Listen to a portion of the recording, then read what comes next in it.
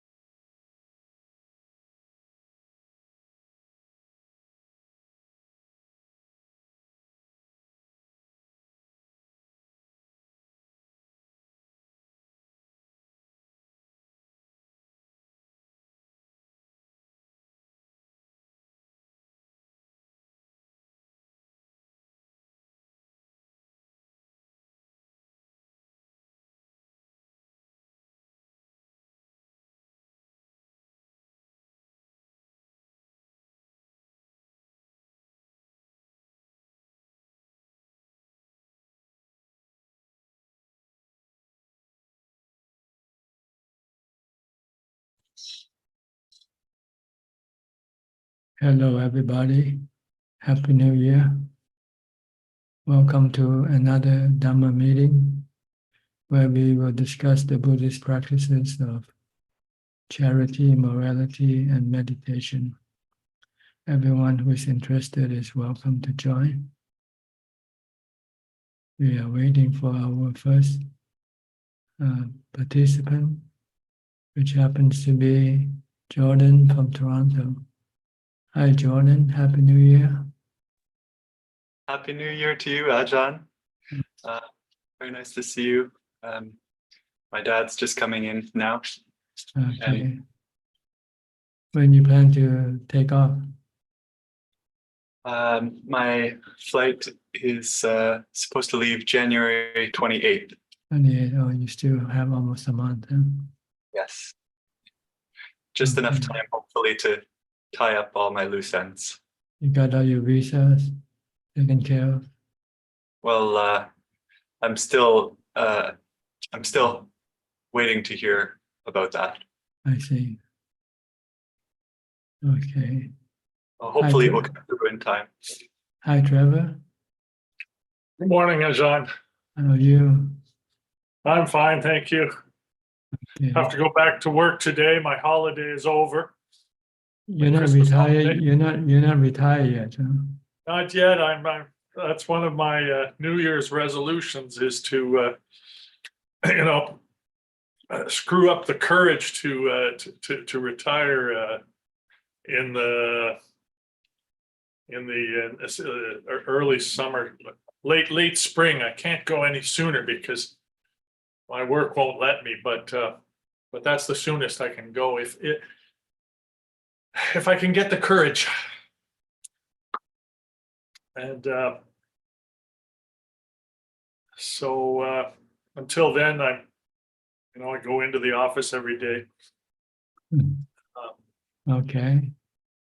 But I've been practicing a lot over the relatively speaking, a lot over the my Christmas break, and really I feel like I'm getting a firm foundation. And I've been reading quite a bit of material on Buddhism whenever I come across. Jordan has some wonderful books here, and just trying to keep up with him a little bit. But I had some questions, and I wrote them down. Just pardon me 1 minute. Oh, yeah. Is it okay to kneel if sometimes I was thinking of maybe kneeling with a little bench underneath. I've seen people do that at meditation retreats, and I wondered if is that gonna. Well, there is no fixed position for one to use for practice, but basically the Buddha's posture seems to be the best posture if you can do it. Cross-legged position. because Keep your working. body will be well balanced. It has a strong base of your knees spread apart. I mean, Okay. so your body will be pretty much resting on a strong foundation. So it won't move or fall back or something like that easily. But if you find another posture is good for you, go ahead and do it. I'm getting down there. I've been working on sitting on the floor. I'm sitting on a little foam block because it sort of tilts my pelvis forward. My back can sit straighter. I have trouble straightening my back unless I'm sort of sitting up a little bit, but so I'm getting down there. I'm pretty close to a cross-legged position. One knee needs to go down further, but I'll just keep working on that. Uh, Now, I just had some questions about monks. How do you stay? What sort of exercises do you guys do to stay in shape? How do you stay in such good condition? Well, basically, we go on arms round. Usually, we walk a few miles a day every morning to go collect our arms in the village. And then other times we use walking meditation as our exercise.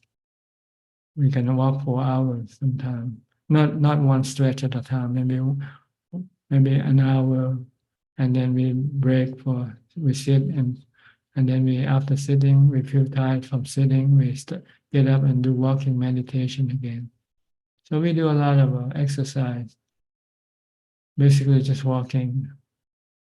And if you want to do some yoga on your own, there is no rule to prevent you from doing that. If you want to do stretching and swinging your arms and things like that, but preferably you do it in private. You don't want to let other people see your. Nice. Mm. Well, that was my next question because sometimes I do yoga and find that it's nice to sit afterwards. I feel peaceful and I'm able to let go of my Yes. body. According to the Buddha, walking meditation has many benefits for the body.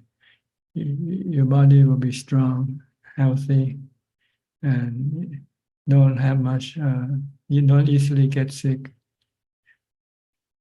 So it's a good practice, and also it is good for your mind because you're developing mindfulness while you're doing walking meditation.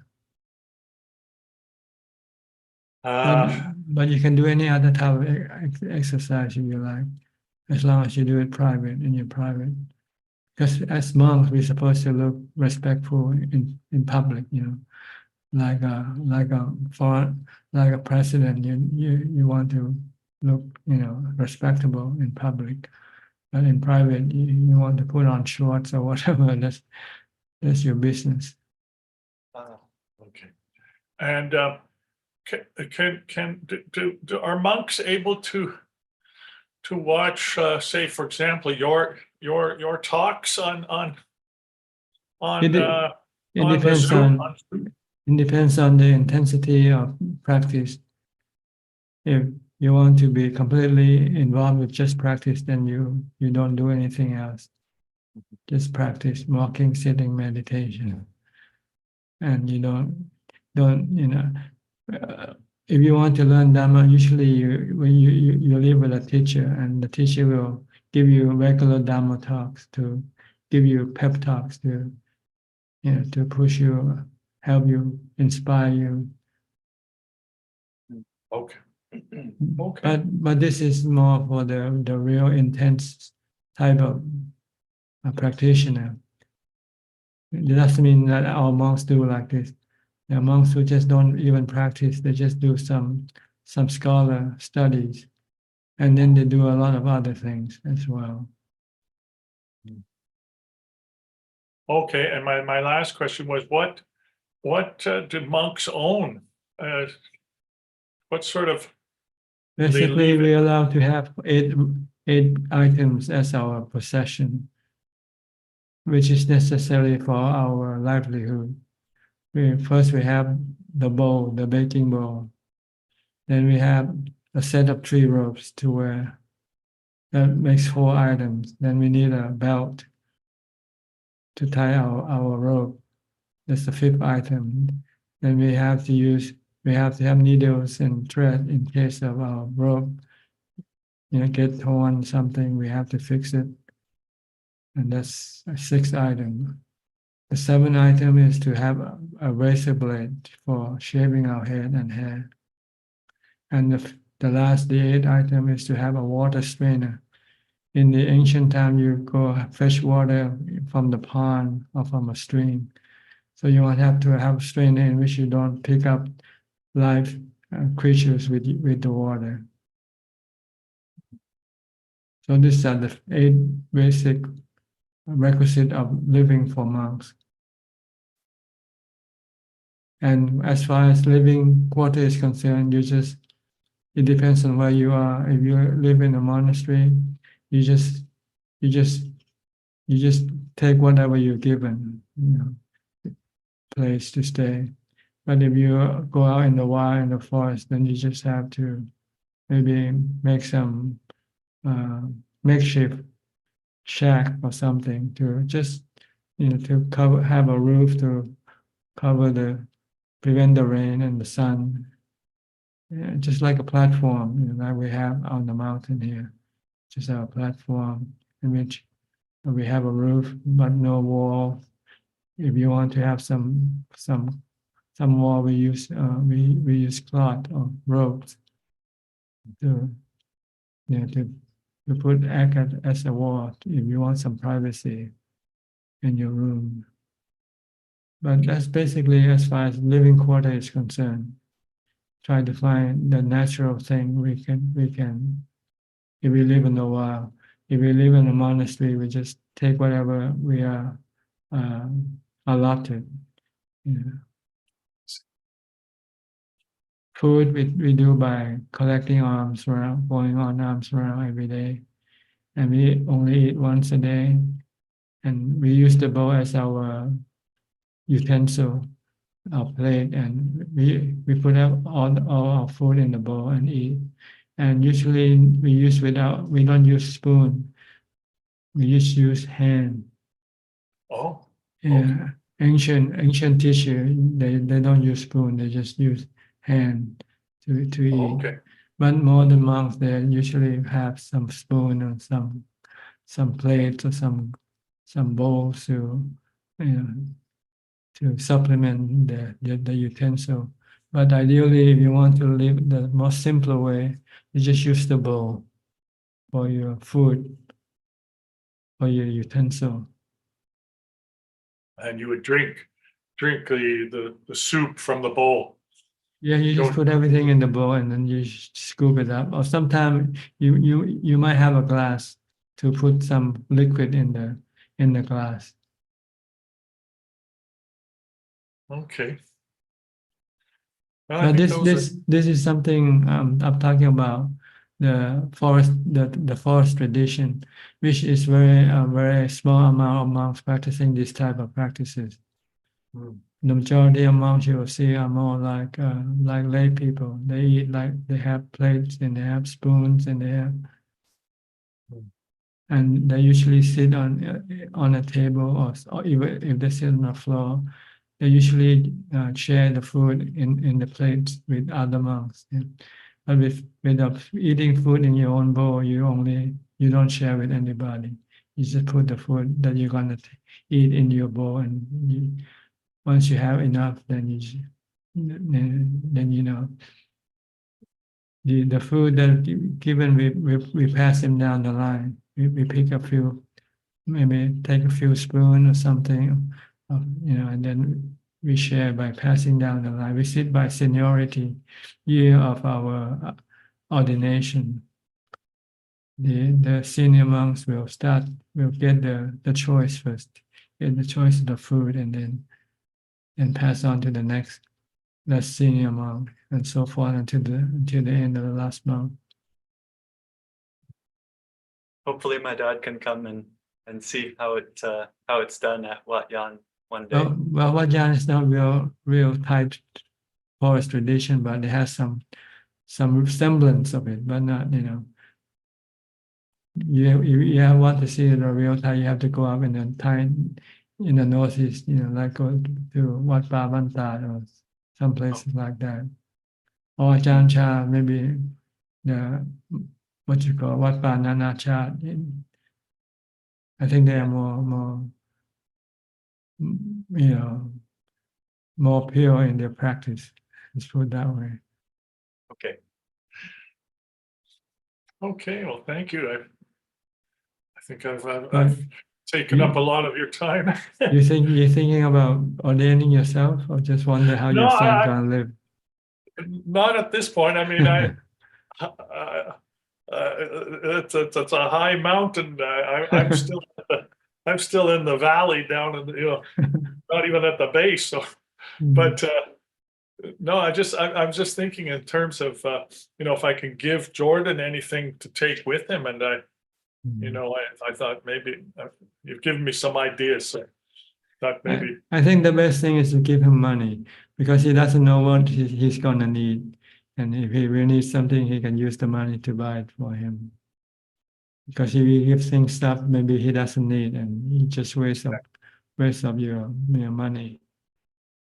But money it's like a double blade, double-sided blade. It can be useful or it can harm you. It depends on if you know how to use them, how to use it. well, he's So you been have- good Yeah, so with he has money. but if you give someone who's responsible and who knows what is good and bad for him, then it's okay. I trust his judgment with that. No, I was thinking of something that a monk uses, and I think I've already got that covered. I think I give him the razor, the razor, and he can take that with him. I don't need anything. He just wants to give me something.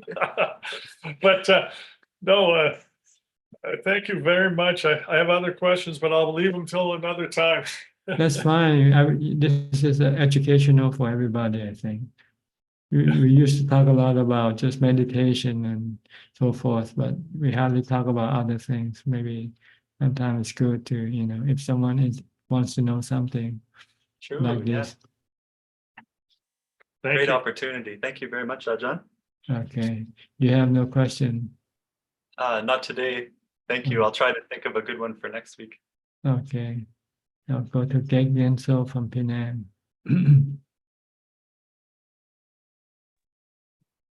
Happy New Year, Tan Ajaan. Happy New Year to you too. Yeah. Listening, Tan Ajaan, no question. Are you in Georgetown in Penang? I'm in near Penang Airport, Yeah. Tan Ajaan. Is Georgetown on the island also? Is it Yes, located on the yes, island? yeah. Yes, yeah. Mm. But Butterworth is on the Mainland. mainland. Okay. Mm. Okay. I'll go to Kenneth then. Professor. Good afternoon, Tan Ajaan. How are you? Very well. I enjoyed the discussion there with Trevor. Very, very good discussion. Mhm. Very interesting.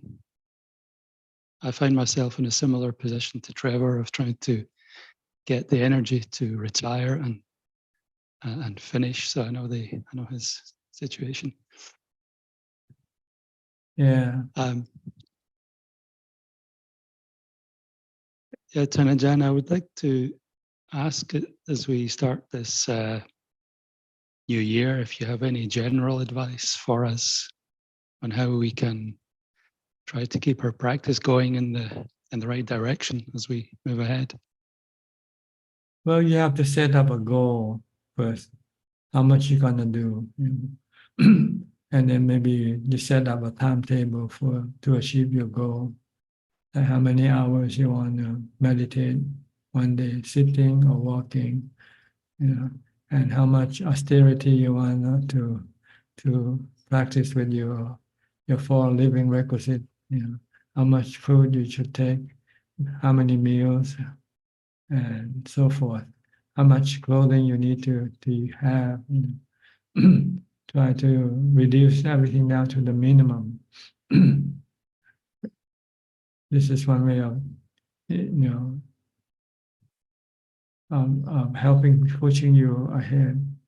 The less you have, the less problem you have to deal with. The more things you have, the more problem you have to deal with them. So it can take up your time, your precious time.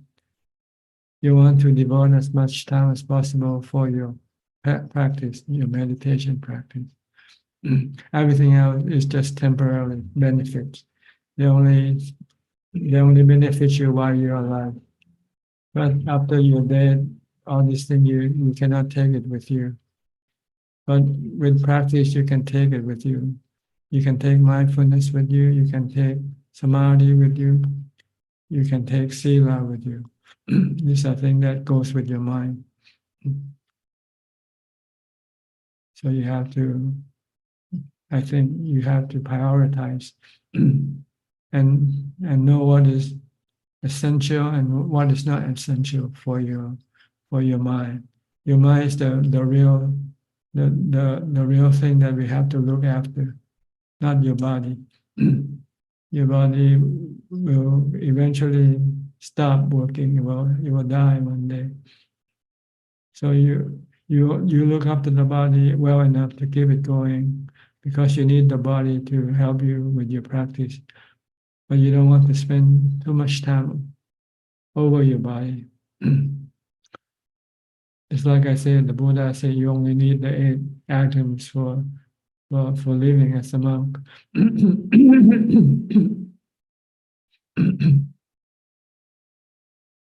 So you have to set up a goal, set up a timetable, how much you want to do, and see if you can achieve it.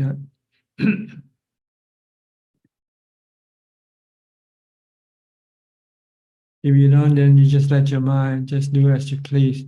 Someday you like to do it, you do it. Someday you don't like to do it, you don't do it. Then you're not doing as much as you should be doing.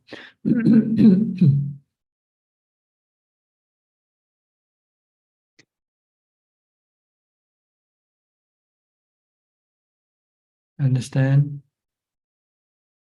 Understand, and Ajaan, that's very, very helpful guidance. I'll try and follow that. Yeah.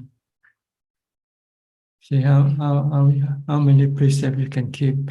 The 5 precepts, the 8 precepts. Maybe not every day. Maybe on day when it's convenient for you to practice. You should practice these things. If you haven't yet practiced them, the Buddha said, try to develop things that you haven't yet developed, and try to protect or preserve what you have developed, not to lose them.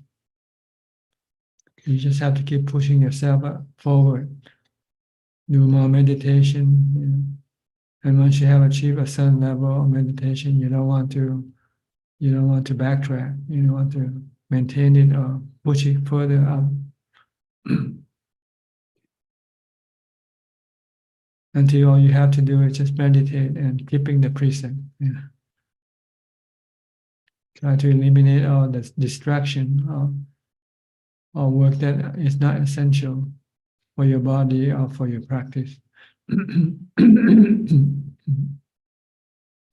Just think of the time like a countdown clock. It doesn't stop, right? Keep going, ticking, and you're losing all your precious time, because it's not easy to come across the teaching of a Buddha, and it's not easy to be born a human.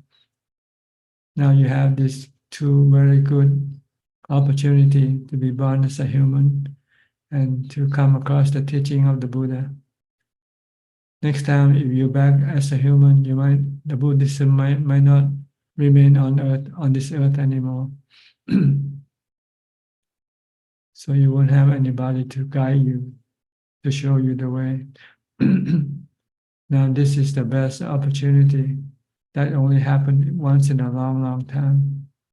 Should not waste it.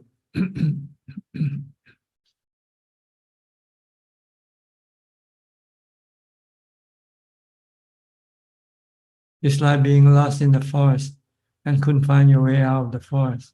Just wandering in the forest for years and years until you came across someone who know the way, and he said, "Come on, I'll show you the way. Just follow me," and you can get out of the forest or the jungle, whichever the case may be. We all need somebody to show us the way to out of this samsara, this endless rounds of rebirth. We cannot do it on our own. If we could, we must have done it long time ago already.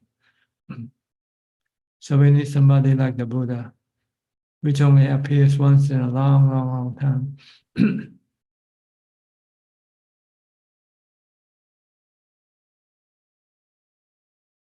Okay, you have to think like this, and then it will keep you motivated and inspire you to do more practice.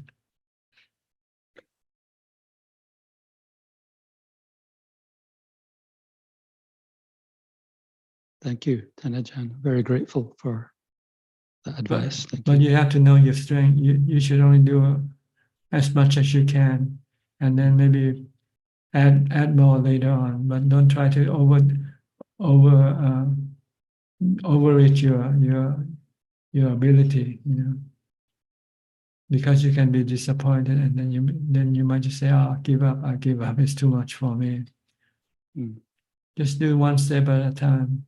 Take one step at a time when you walk.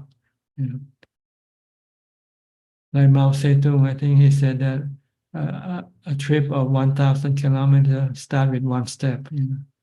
Just go one step at a time and keep walking. Eventually, you get there. Just to remember, never give up. If you want to take on this path, never give up. You might want to rest from time to time. If you feel it's overwhelming for you, maybe you need some time to take a breather and regenerate your energy. You should always study or read books about the Buddha, his teaching, and his noble disciples. This will keep you inspired, keep you motivated.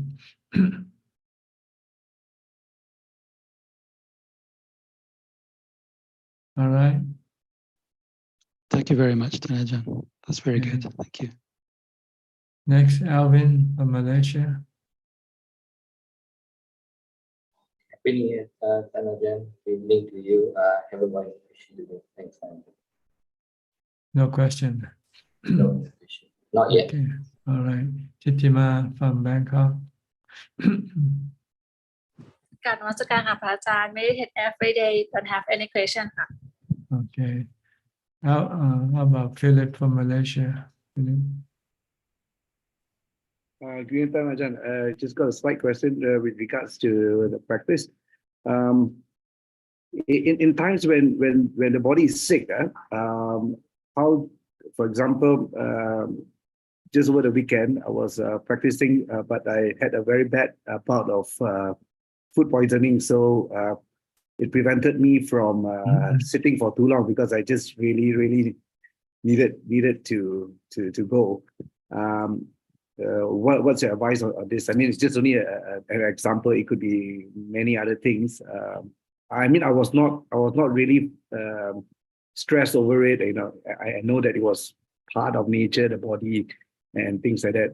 But at one point, the body was just tired, and they said, "Hey, you need to just go and sleep it off, or do some, rest it off." But the sitting for a long period of time, or the walking for a long period of time, was virtually impossible because of the condition.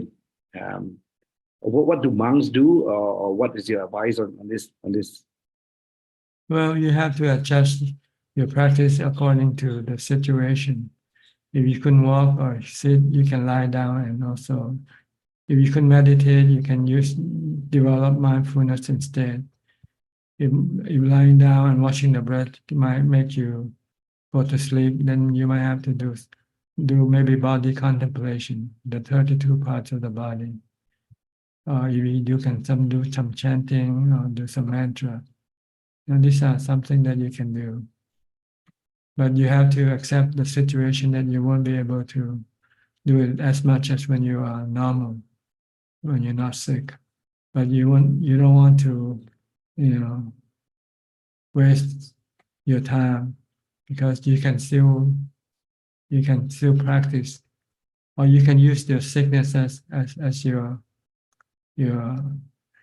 meditation object. Investigate the nature of sickness of your body, and you say this body is subjected to sickness, right? Okay, now you're getting it, so you can use it to remind you of the truth that this is something that you have no choice when it comes. It's anatta. It's not under your control. So you have to study the nature of sickness and body sickness.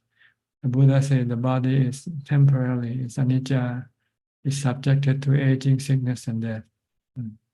Now you're seeing one of these things appearing in yourself. So how are you gonna deal with the sickness? Can you deal with it calmly, or can you deal, can you not be affected by this sickness or not? And the way not to be affected is to leave this sickness alone, because you cannot force it to go away. You cannot, you might take a while before it goes away, but you might not know when. Sometimes it takes a while longer, sometimes take less time. So how are you gonna do it in order to make your mind not affected by the sickness? So you just have to look at it like the rain. You maybe the rain just keep falling and you cannot go do anything. So you just have to accept the rain, right, and stay indoor until the rain stops before you go out and do something. So this is the same way with the body. Sometimes it gets sick and there's nothing you can do. If you want to do something, you want the sickness to go away, you become stressful. And if it doesn't disappear, you can become frustrated. You can feel bad.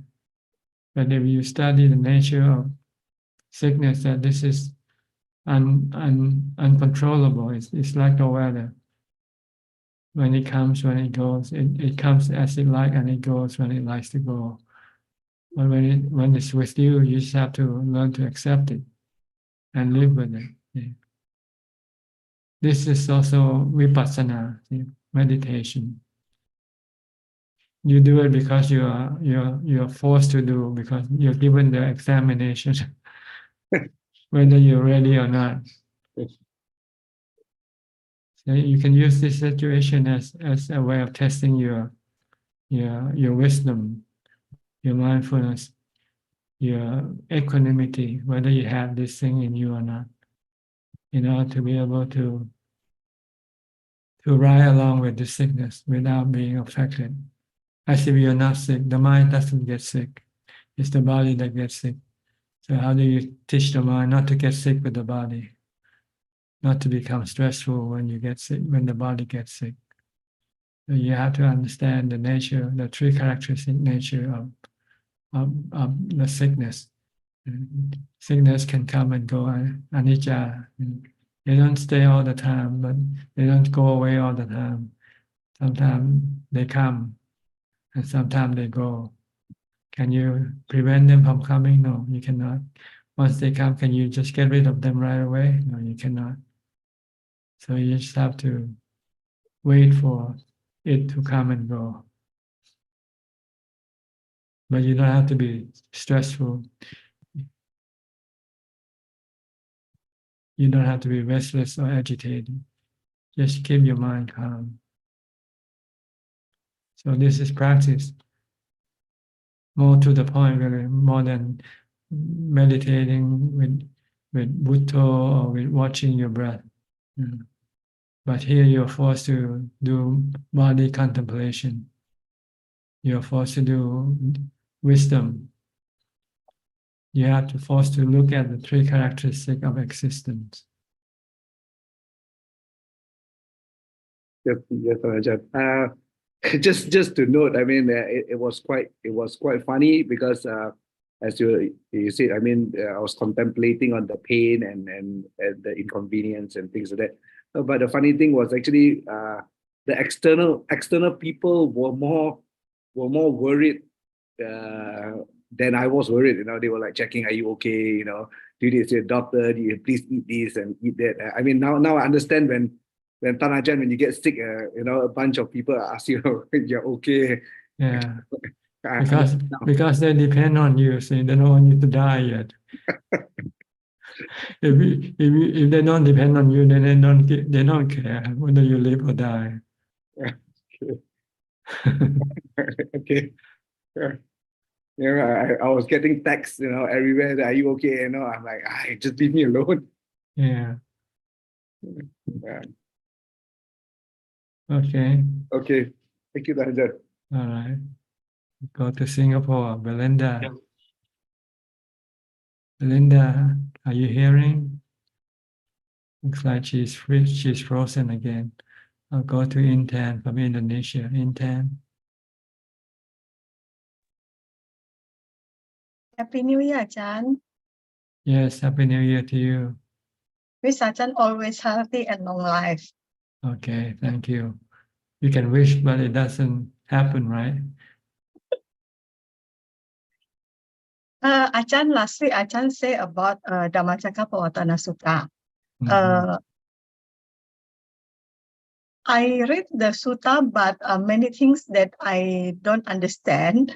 Can Ajahn explain from actually this sutta is for layperson and for monk, or just only for monk? Well, it's for everybody who can practice, who can follow the teaching. But when he gave this talk, he gave to a group of five monks, the five ascetics.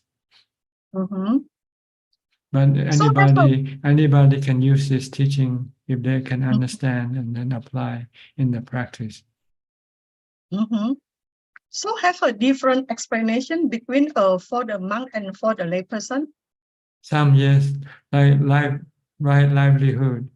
You know, for monks, the right livelihood is to go on alms round to collect food, to beg. You know, but for lay people, you might have to go to work as a doctor, work as a nurse or something. But the kind of life the work kind of work that doesn't hurt other beings. No killing, no killing chicken or cows or whatever as a livelihood. Okay. In this sutta have two things that we are not worthy to do. So I want to ask to Ajahn, fasting for many days, it is can say self-torture. If you fast and not meditate, then it's not encouraged to do. But if you use fasting to help push your meditation practice, then you can do it. If you just merely fast and expect to become enlightened from fasting, then this is wrong. But if you use fasting as a means of pushing your practice, sometimes you're lazy, but when you fast, you cannot be lazy. Okay. Because you're hungry, so you have to use mindfulness to stop your hunger. So we can apply. We can practice at home. For Anywhere fasting you can practice anywhere. Okay. And another things, Buddha say in Majjhima Patipada, Buddha have ability Cakukarani and Abhinya. In Abhinya also have the Cakukarani. So I want to ask, this is the same Cakukarani or different? Well, the Buddha has achieved many spiritual powers that maybe other enlightened monks might not have. These are more considered to be extra. The opinion, for instance, is psychic power. Mhm. And but for a lot of monks, for a lot of who become enlightened, they might not have achieved this psychic power. It's not necessary for enlightenment, for Mhm. stopping samsara. Okay. Can I just explain about Aryo Atangi Komago? You have to read the translation better. I cannot. I read the translation, but some I don't understand what is the explanation. Like samaditi, what is the difference samaditi and samasati? Well, samadhi is right view. Right view is to have the view that your dukkha is caused by your cravings, by tanha. And if you want your dukkha to disappear, you have to stop your tanha. See, this is right view. Why right mindfulness or right samasati is to focus your mind on one object and not to let your mind go think about other things, like putto, putto, putto. To stop your mind from wandering around in your head, thinking about people and things. You just force it to stay with Bhutto, Bhutto, Bhutto. If you can do this, if you can prevent your mind from thinking about other things, then you have samasati. Okay. Thank you, Ajahn. Okay. And also one question, Ajahn. In Dukkha Samudaya Arya Saja, what is the meaning of Bhavatanha and Vibhavatanha? Being and not being. See. Craving for being, like you want to be a prime minister or you want to be married. This is craving for being. And craving for not being, you don't want to get old, you don't want to get sick, you don't want to die. This is craving for not being. Okay. All right. Thank you, Ajahn. Okay. I'll go back to Belinda now. Belinda. Right?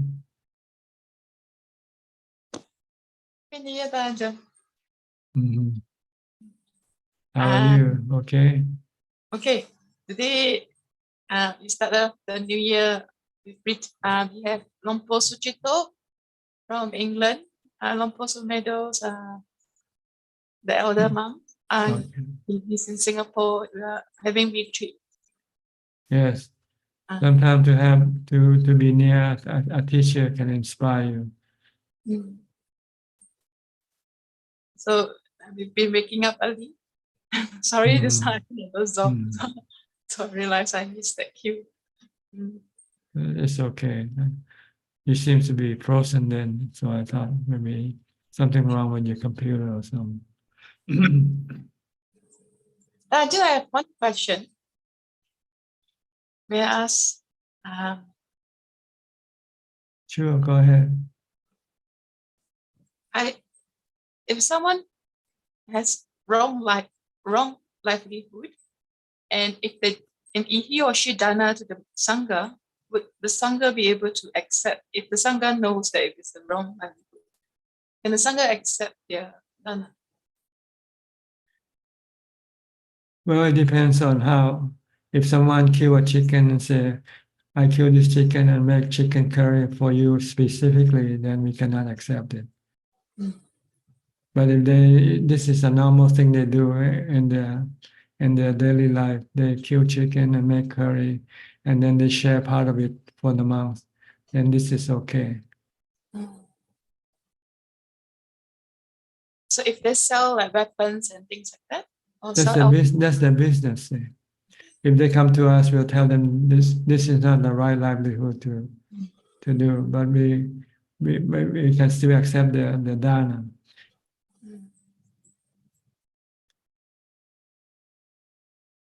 There's no negative effect on the sangha, right? No. And no negative on the person who gives the dana either. The person who gives the dana also get the benefit from dana, even though they have a wrong livelihood. but you have to separate them, the two from each other. One is the bad karma and one is a good karma. See?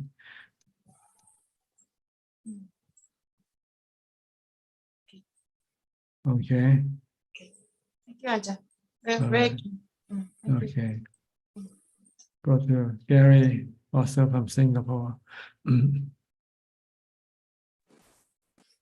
Ajahn, Happy New Year. No questions for me. This is Okay. Go to Bangkok then. B. Ravin. Hi, good evening and happy New Year to you, Prajan. Yes, it's an old year already. It's second now, 2nd of January now. It's old. Oh yes, 1 day old. So actually I'm still in Pattaya. I will go back tomorrow. Yeah, it was really good to see you a few days ago and listening to your Dharma talk. Mm.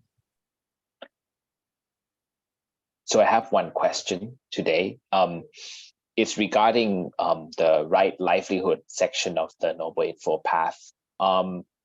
If we were to, for example, I think if we were to buy, food from someone that killed directly for us, is that considered bad karma? Is that just considered wrong livelihood and not wise?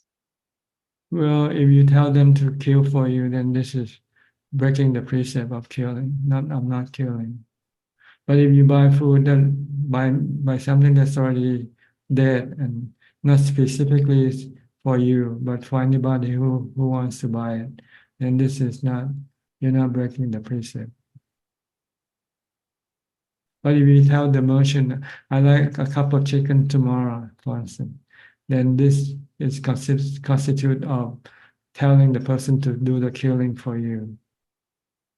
But if you just go tomorrow and go to the merchant and see if there are any chicken or not, if there's chicken and you just buy it, then you're not breaking the precept.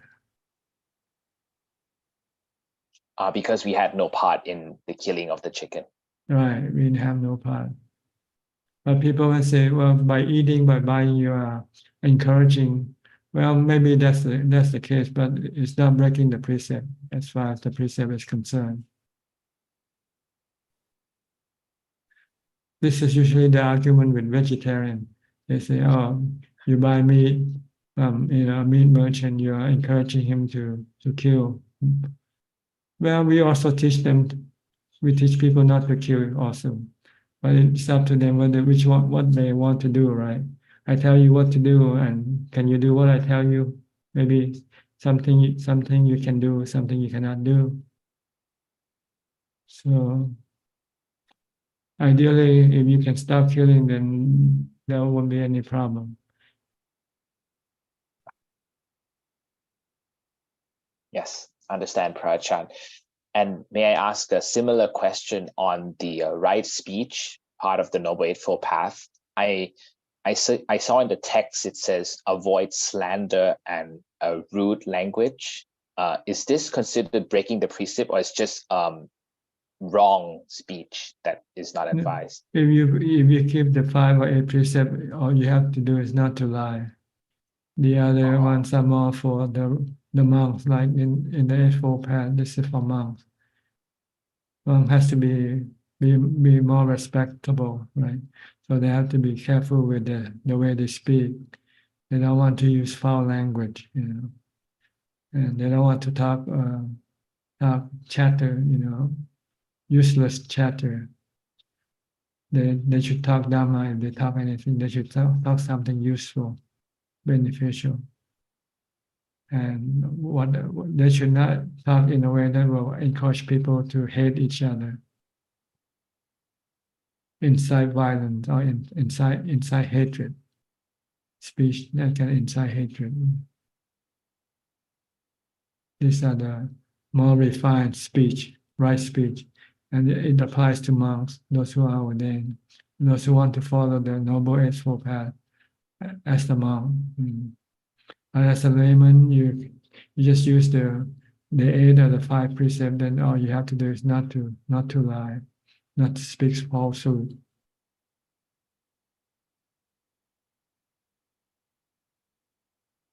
Okay. Yes, understood, Prajan. All right. Any more question? Not for now. Thank you, Prajan.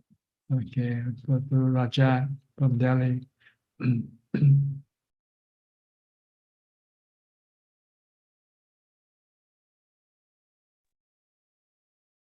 Greetings, Ajaan.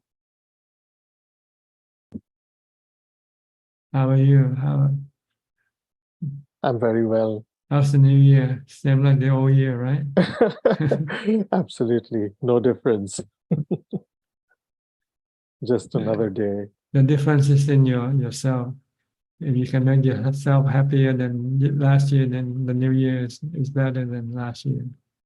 Yes.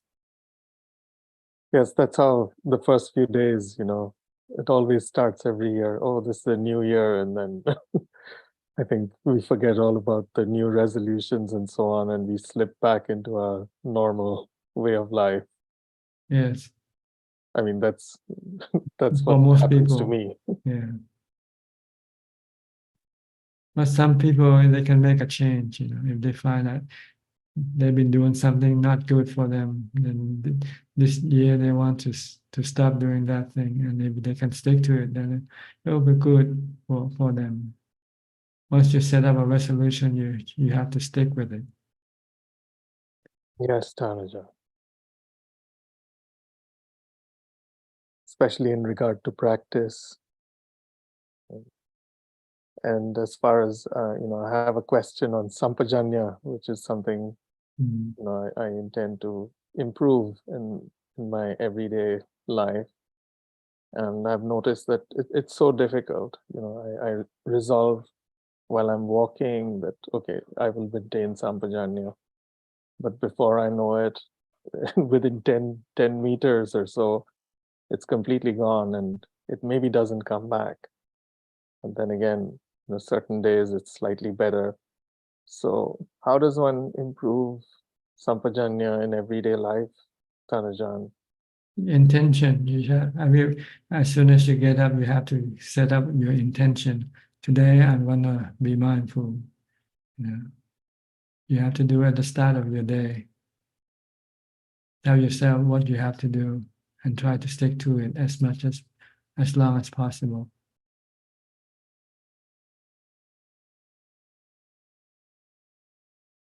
So it's always good. It's a good thing to start with your day is to start with mindfulness. Either reciting a mantra or keep watching your body movement. From the time it's lying down on the bed, then sit up and then stand and then walk to the toilet and do whatever it has to do. Just keep watching your body. Don't let your mind go thinking about other things. You can do this because you don't have to think about anything, early in the morning. Or if you really have to think about something, then just stop doing everything else and just focus on the thought about what you have to do. And once you finish thinking, then you should stop thinking and then continue on. As you go, preparing yourself for the day. Try to minimize your thought as much as possible. Reduce it down to the essential only. Thinking about the essential thing you need to know for that day.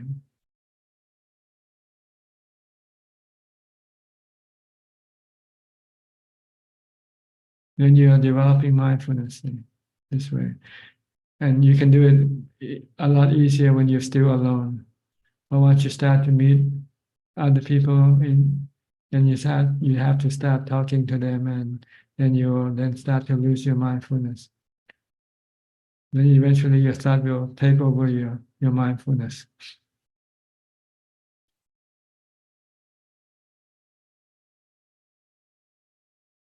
So start the day with mindfulness and try to see how long you can keep up with it, with your mindfulness. Not talking, not thinking, just no mental chattering, not talking to yourself. Just keep watching what you are doing.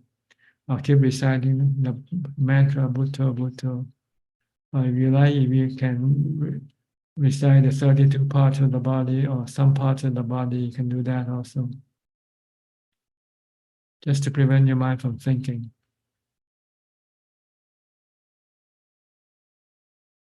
Ajahn, can one, vary the objects? Like, for example, as we get up, just awareness of the postures. Now I'm walking, now I'm sitting, and then on the breath, and then on the sensations. No, I think So- you're just on the body, on what the body is doing only. If you're washing, just know you're washing. If you're brushing your teeth, just know you're brushing your teeth. Continue on with this movement, watching the movement of the body only. Don't go to other things. Washing your breath is good when you sit down. When you want to sit down and meditate, then you can switch to watching your breath.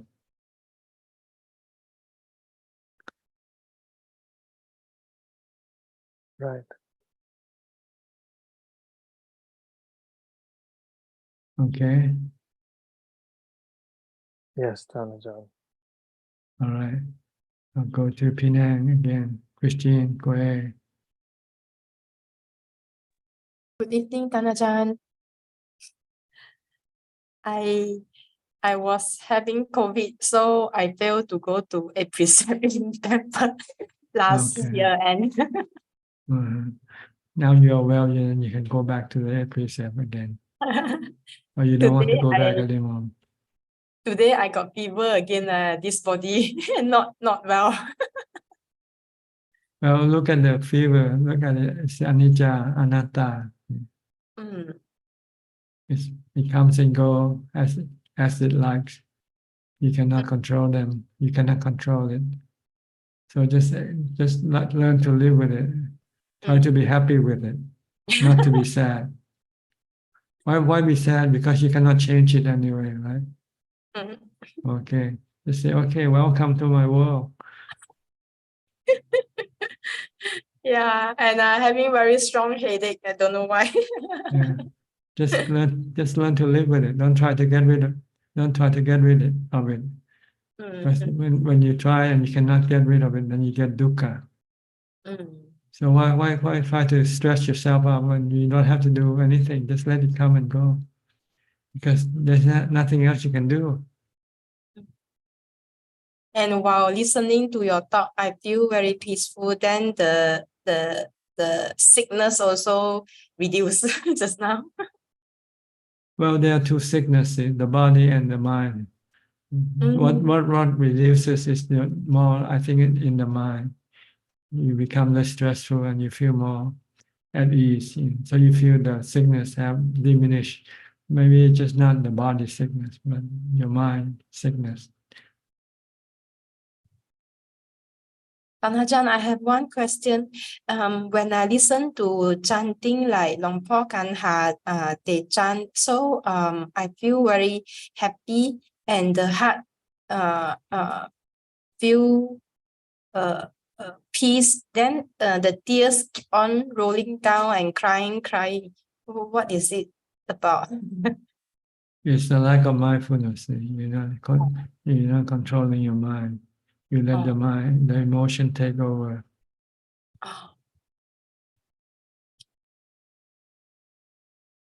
So you just try to stick to chanting, listen to chanting, and don't let your emotion arise.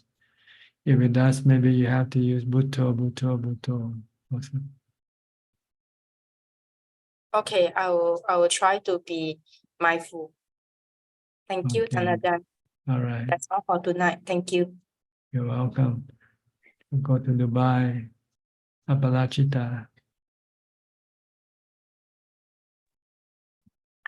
Good evening and Happy New Year, Ajahn. Yes, Happy New Year to you too. Yes. Can I help you with anything tonight? I was just thinking of something like, I guess most of the time I'm realizing more than ever that many thoughts are always there. Some are useful and some are obviously defilements. as a practitioner, what is a good question to ask when a thought arises to say, is this a defilement? Or is there some use for it? Well, it's very hard if you don't know how to gauge. If you don't have a what you call something to gauge which is good and which is bad for you. So it's better to at first, in the beginning, you should stop all thought first. And when your mind becomes peaceful, and after you start to think, you can sort out the good and the bad thought, because the bad thought will create stress, and the good thought will not create stress for you. But you want to be able to see this until your mind becomes calm first. If your mind is not calm, your mind is already agitated, so you cannot tell the difference between good or bad thoughts. You might use good or bad thought in terms of good for your body or good for your house or good for your salary, but this is not the kind of good you want. You want the kind of good that keeps your mind calm, peaceful, and happy. So in order to be able to gauge this thought, you have to first calibrate your mind to zero, to emptiness, calm the mind, to make the mind become still. There is at a 0 point. And when you have thought coming up, if it's good thought, it will not cause you any stress. But if you think about anything else that can cause you stress, then you say, this is bad thought for you. Okay. So you need to first stop all your thought first, to still your mind first, to make your mind like water, to make it become still. And then any movement later on, you can tell whether it's good or bad for the mind. Okay. Yeah. Okay. I'll go to Carolyn according to the caption on the screen. Who are you? May I ask you? Are you Carolyn? No, sorry. Carolyn is my mom. I'm I see. visiting my mom right now. I'm a Samanera. I see. I'm Forrest Tong from Boston. I used to Yes. join this group a lot. Okay, I can remember your voice now. Yeah, it's very nice to see you again, Ajaan. I just wanted to join again to get some inspiration from hearing your teachings. I've been a Samanera for about 4 or 5 months now. So Where are you? Temple Forest Monastery in New Hampshire. It's an Ajaan branch monastery. Uh-huh. And are there many monks beside you? Yeah, we have about 10 monks, Mhm. 2 Samaneras, and 1 Pakao. And the reason you have to be a Samanera first before you can be ordained as a monk. That's right, for 1 year. Yeah, 1 year as Pakao and then 1 year as Samanera. Yeah, I think that's the Ajahn Chah's tradition. They Yeah. don't ordain you as a monk right away. They want you to take your time to immerse into the tradition first, gradually. Yeah. Good, which is good. It can also test your resolve, whether you can stick with your resolve or not. Yeah. So, did you become a Pakha for 1 year before? I did. Yeah. Yeah. And so far, I still have the resolve. I would like to continue on. It's been really beneficial being able to practice full time there. And we have a winter retreat every 3 years. So January, February, and March, we're about to have our yearly winter retreat. So there'll be a lot more time for practice. Yeah, as long as you practice, it doesn't matter whether you're a Pakha or a Samanera anyway, right? Yeah. Except the precept might be different, that's all. With the Pakha, you keep the 8 precept. With the Samanera, you keep the 10 precept, plus the 75 code of monastic code of conduct, I think. Mm-hmm. And then if you become a monk, then you have to keep the 227 rules of monastic code. Mm-hmm. Yeah. So how is your practice coming along? Yeah, it's good. I sometimes, you know, I get caught into distractions like doing too much reading or sewing or things like that. So I need to remind myself, I think, to just come back to the basics of mindfulness, like what you're teaching. And also sometimes I'm still kind of struggling with trying to figure out what kinds of foods to eat and how much to eat, because it can really have a big impact on my meditation. So, but then also if I worry too much about it, then that's also bad, because then I start worrying a lot. So Yeah, the Buddha said, practice whatever comes to you. Be happy with what you are given. Don't be choosy as far as the four living requisite is concerned. Just take whatever is given to you, what is available. Yeah, we have a very large selection of different foods available usually. So it's kind of hard to decide sometimes which ones to take. Try to take the one you don't like. Okay. Don't take the ones you like. Yeah. Okay. Because the body doesn't know what it eats anyway. And the mind isn't the one who eats the food. But the mind is the one who selects which food it likes to take, to eat. But the body is the one who really eats the food, and the body doesn't know what kind of food it is eating. All the body needs is something to fill the stomach, and that's all it wants. It doesn't matter what type of food. Yeah. Yeah, and usually I eat a little more than the body probably really needs. When I was at Wat Pa Banta, we were not allowed to choose the food we eat. All the food that's given, somebody will ditch them in your bowl. Give us a spoonful of food, and then go to the next bowl. So by the time you get all the food, it's all in there, whether you like it or not. Yeah, that seems like the best way. You cannot choose the food.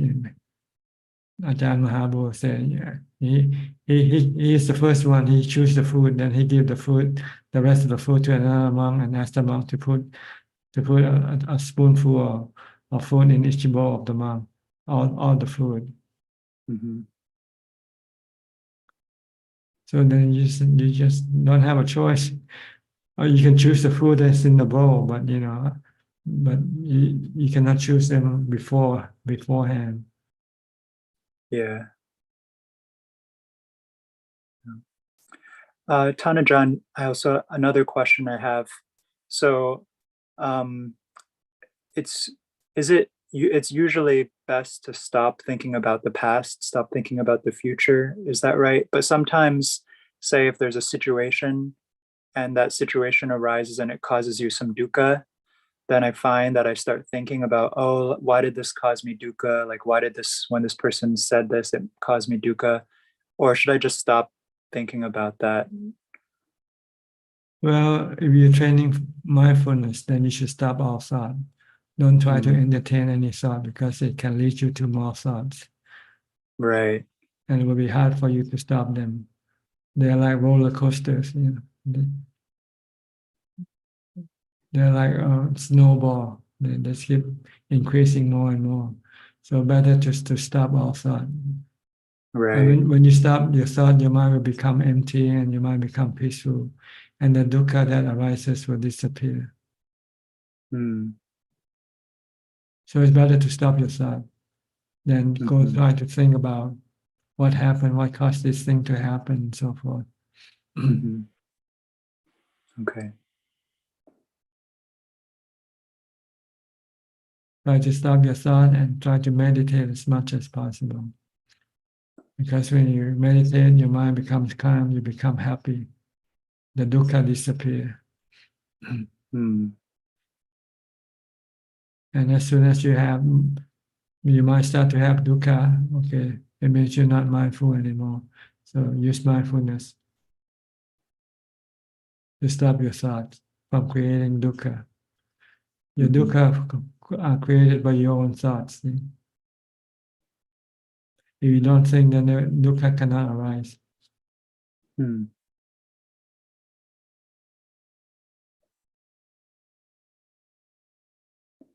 Yeah. Thank you, Ajaan. Okay, good to see you. Yeah. Anything else?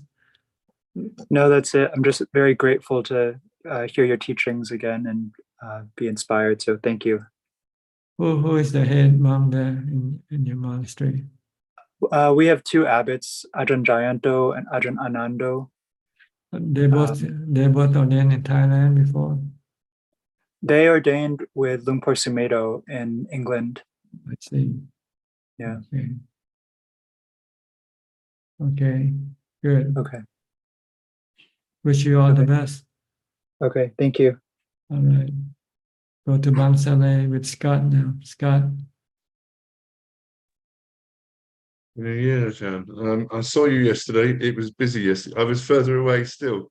I was there Yes, yesterday, so there were a it's lot good to of see you. people. Yeah. Yes. I've realised that if I don't get there early, then I'm further and further into the woods. Literally rather than metaphorically.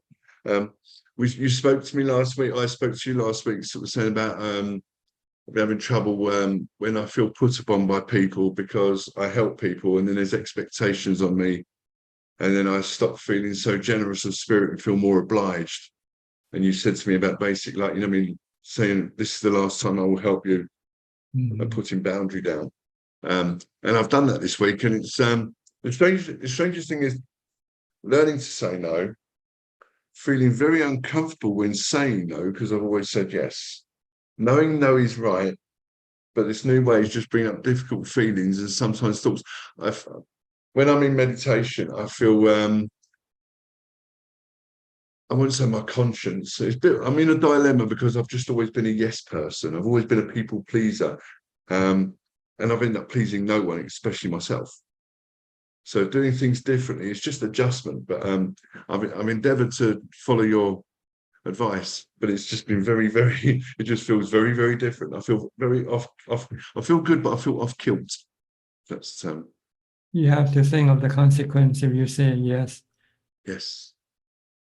And if you say no, so which one is better? Which consequence you want? A mentor I have in philosophy I follow said to me, if it's not practical, it's not spiritual. So basically, it's that thing where, don't bend over backwards to help people. Basically, when all you're doing is bend over backwards to help people, who then expect more and more from you, and the more you give, the more they take. So it isn't about bartering or have stuff reciprocated. It's still generosity of spirit. However, gauge who you should be being generous to, if that makes sense. Yeah, you have to see what the people, if they can afford to be, if they can help themselves, then there's no need to help them, right? Try to help those who cannot help themselves. And that's basically what it is. There's lots of people, they ask me for some information. Like, for example, this is a complete random one. Someone asked me, what's it like to live in Thailand? How do I go about doing it? So I've given this great big long essay of stuff, which they could have Googled, but I give them all this information. And instead of thanks, a week later, they said, I've read all that. What's the weather like in May? Do they do Airbnb? And I'm like, hold on. Yeah. I've turned into a travel agent, and all I did was just try to give advice when it's all available to them. That's a very small example, but yeah, I know sometimes if they can find it on their own, then just tell them to go and look for themselves. And because I think the ulterior thing I have to watch for then is if I give them all this information and they follow it up, I become responsible if their holiday, their vacation doesn't go right because I gave them the information, because they're shirking their own responsibility. Yeah. I believe. Anyway, as you said, happy old year. Business as usual coming up, so I'll endeavour to see you more this coming weekend. Okay, good. See you then. Bye. Okay, to Jonathan now. Jonathan Wiley. Are you in Chiang Mai now? Back in Bali now, Back actually. in Bali already. Yeah. It was a short trip, but really, really great. Enjoyed Chiang Mai. Enjoyed spending time at the monastery and seeing you again. And my wife mentioned to say that she had very much enjoyed meeting you as well. As my daughter and our nanny was there too.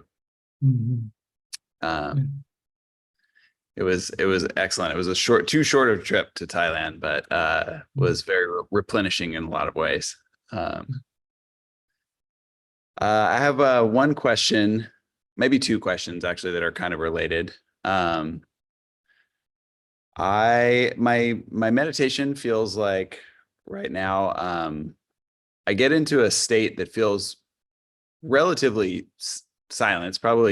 It's not like a momentary level of concentration. It's more like upachara, but it's not, the mind doesn't fully unify. And so it's a space that has some movement left in it. And to date, I've been focused more like in my meditation, the time in the day when I can sit and meditate and calming the mind as deeply as I can, but that doesn't leave me a lot of time at the end of that. I'm kind of wondering how I can what I should be doing here in daily life. For instance, should I be focused really on like, how can I really get all the way into Apana Samadhi or should I be focused on take it as deep as I can and then switch over to contemplation? So I'm uncertain how to proceed, if I should keep pushing on the edge, because it feels a little bit like a curve that it feels less so at the monastery. I can go deeper faster because I have more time and less things to do and things. But in daily life, it feels it's like this curve that starts to flatten out in my meditation towards the top. And I never quite get all the way to the edge. It gets very silent, but not all the way there. So I think my question is just like, how should I be thinking about proceeding from here? Well, ideally, you want to get there. You want to get to full concentration if you can. If you cannot, you just have to keep on trying until you can. Okay. Don't worry too much about contemplation. You can do this when you're not meditating. But when you meditate, you want to still your mind. That's the main objective. Okay. So try to continue on. If you know that you haven't got there yet, just stick with your meditation object. This is the one that will lead you to full concentration. If you watch the breath, just keep watching your breath. If you recite a mantra or whatever object you used for concentration, you should stick with it and don't lose it until you eventually get to where you want it to go. Then it will disappear once you get there by itself. And I've been feeling that part of what is blocking right now is just lack of like not maintaining mindfulness. That's right. Mindfulness throughout the day at different points. Yeah. So I wondered whether it would be useful or easier in some easy is maybe not the right term. Useful to switch. I've practiced with either Buddha or the breath, but mostly the breath.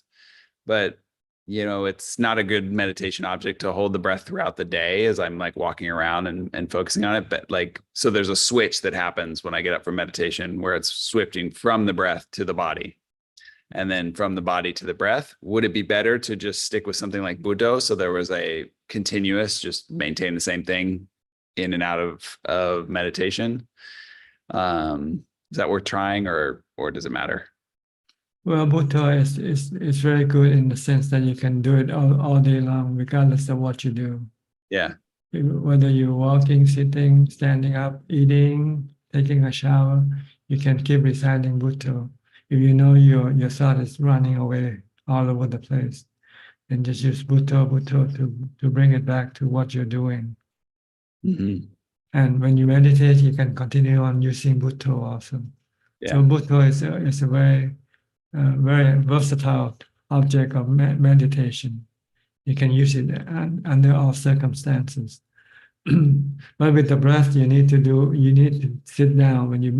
If you want to watch your breath, you need to sit down and the body not moving. But if the body is still moving around doing things, then you should watch the action of the body instead. So you can switch around when you're still not formally doing the real sitting meditation. You can switch from Bhutto to watching your body. Sometimes you might get tired of reciting Bhutto, and you just want to watch your body. That's fine. Okay. But when you meditate, then try to stick to one or the other. Don't try to switch them, unless you're forced to. Like if you're watching your breath, and after a while, the pain of your body start to become very pronounced, and you cannot no longer concentrate on your breath, then you might want to use Bhutto to help you. Recite a mantra might be able to get you through the pain of the body. By watching your breath, you might not have strong enough mindfulness to stick with your breath and ignore the pain. So you might want to switch to using Bhutto in that instant. That makes sense. I've usually stuck with one object throughout all the meditations that I do, but with the one exception of if I get tired sometimes and I'm breathing, because sometimes the breathing is just can be very relaxing. And so Bhutto is a little bit more like inspirational. And so I shift over to that. It feels a little higher energy too. Yes, throughout the day you can switch your mindfulness object. But when you meditate, you should try to stick to just one. Unless you are really find it impossible to stay with that, then I think using the mantra is much more beneficial. Great. All right, that's very helpful. Thank you. Sometimes your mind has to go through painful feeling before it can become still. Mm-hmm. So the pain is something that you should try to persevere and try to endure and go through it, because it will lead you to a more still mind. That makes sense. Thank you. All right. Okay. Good to see you. Good to see you too. All right. I'll go to Singapore. Oh no, Malaysia. Kafai. Good day to you, Ajaan. I'm just listening today. Thank you. Okay. How about Diana from Wales? Greetings, Ajaan. I have one question. Our body ages, is subject to aging, sickness, and death. But I feel like my mind is the same throughout my life. It does develop, but it doesn't really age in the same way. Is that right? Yes, the mind doesn't have size, shape, or form, so it doesn't change. It changes in quality, like more content, more discontent. But as far as the aging, sickness, and death doesn't happen to the mind. Because I don't really feel older in my mind. No, we're always young, regardless of how old our body is. Yes, that's what I feel. Yeah. Which is quite nice. That's one thing good about the mind. It never ages and it never dies. But the problem is the mind become a hook to the body, and then thinking that it is the body, and start to feel old with the body, start to feel sick with the body.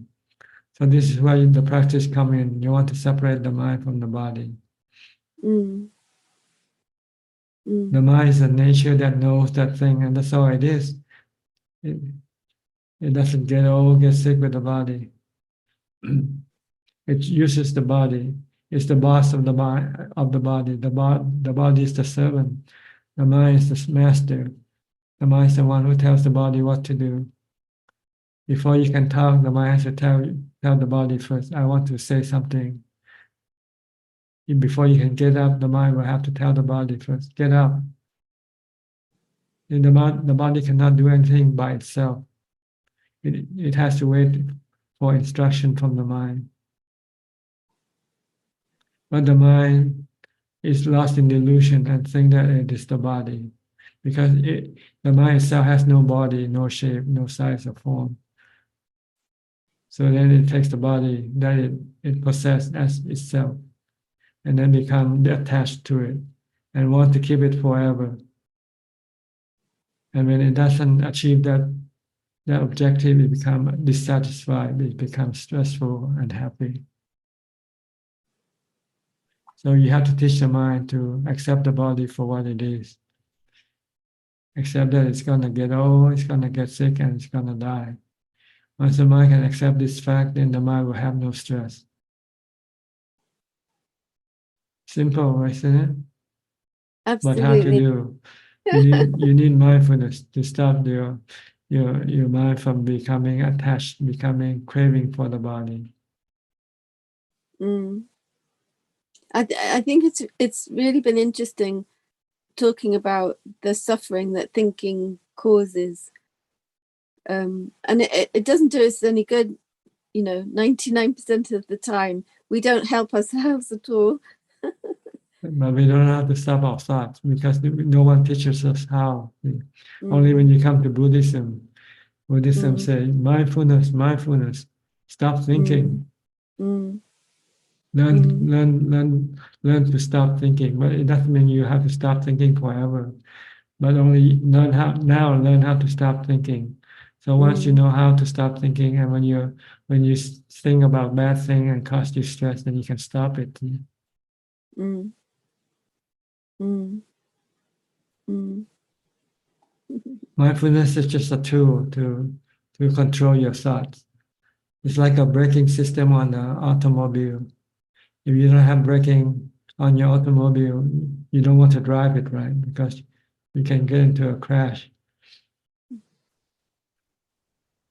So the mindfulness is like a braking system for your thoughts. When you start to think and you're thinking, making you feel sad or unhappy, you can stop it. Mm. Yes. Yes. Good to practice. And once you know how to stop your thinking, then you can control the direction of your thoughts. Then you can direct it to think according to the truth, which is wisdom.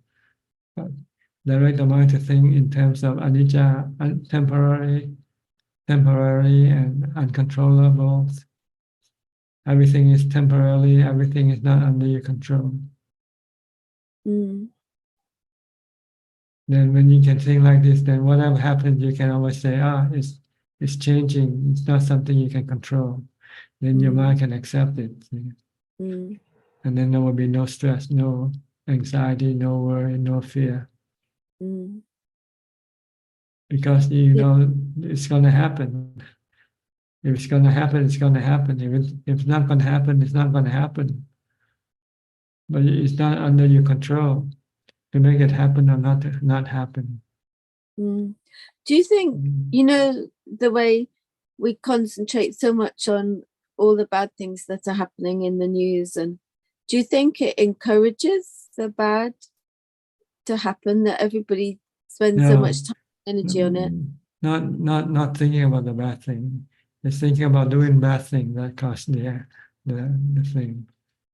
If you're just thinking about bad things happen, and you don't do anything bad, then nothing can happen. But you think and you plan, I want to do something, I want to burn somebody's house or bomb somebody's car, then this is bad because it leads to bad action. Right? I just think sometimes we watch the news so much, and the news is always about bad things, and it almost encourages the people that want to gain from doing bad things. Well, some people learn how to do bad things from the news. Mm. The news is also a form of education, but it's just not good education as well because it teaches people how to kill, how to steal, how to rob. Mm. Yes. So we practice not to think so much. First, learn how to stop your thinking. So in case when you start to think badly, then you can stop it. And then next thing, teach your mind how to think in a good way, in a way that will make you not sad. Is to teach the mind the true nature of things, the nature of things, that everything is temporary, everything is changing, Everything is not under your control. Mm. If you can think in terms of this regarding with everything, then you will never be stressful. You will never be sad because you know this is the way things work. Mm.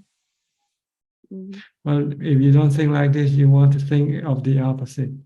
You want things to be good all the time. You want everybody to be happy. You want nobody die. But this is impossible. Right? It's not the truth. No. We indulge in fantasy in our mind. Thank you, Tanajan. Okay, good. But first, learn how to stop thinking first.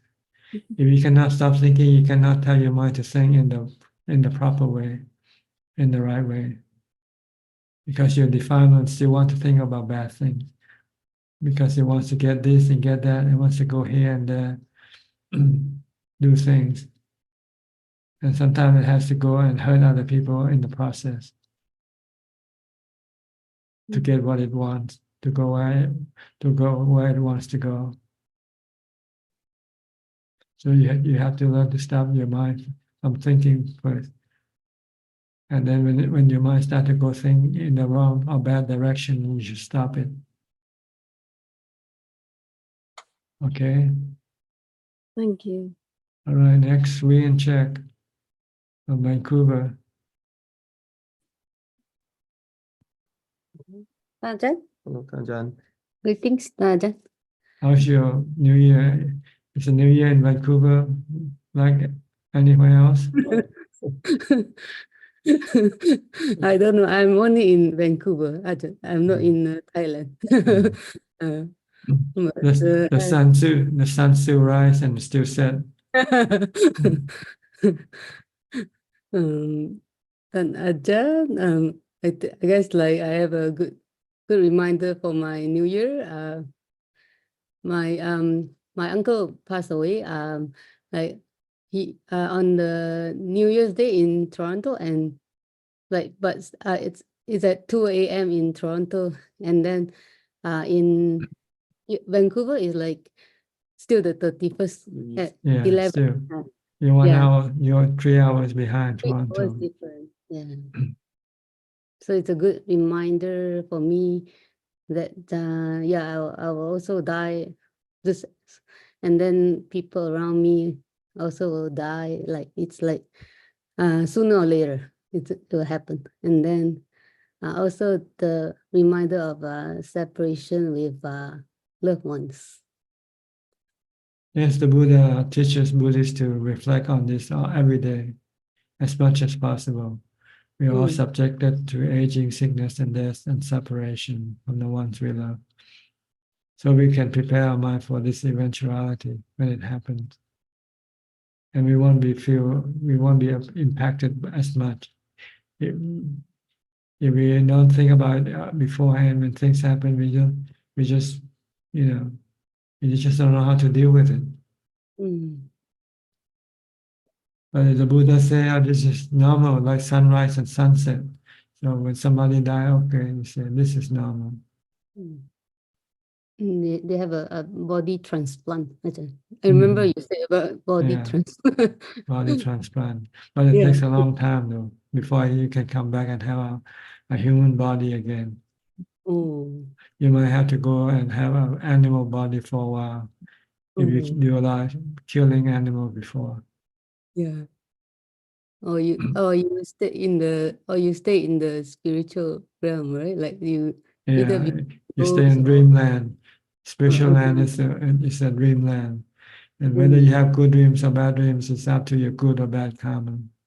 You can have bad dreams, having nightmares all the time, or you can have good dreams all the time. It depends on the good or bad karma that you have done before you die. Can you have mixed dream or no? Like either good or bad? Well, usually it's like they're like two forces pulling the mind one way or the other.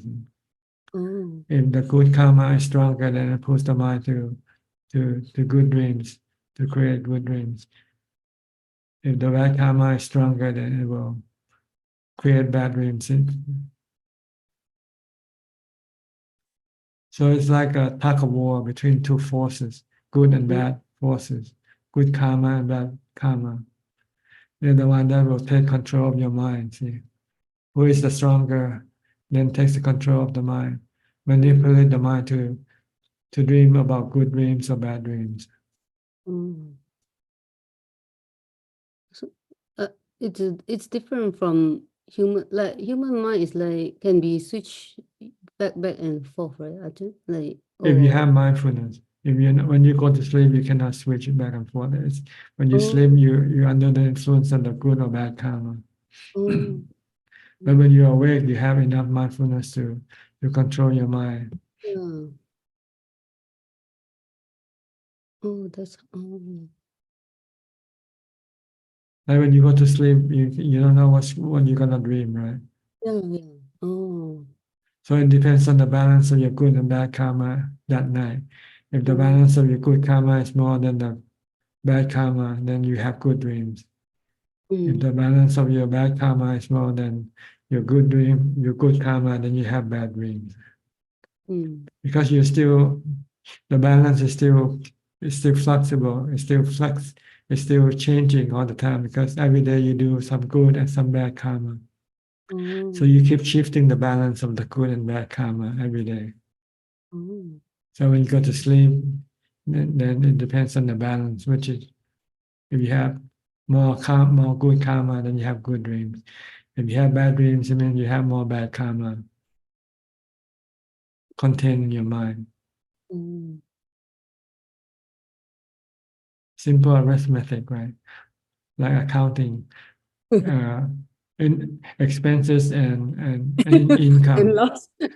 You can check every day whether you are in the red or in the black, right?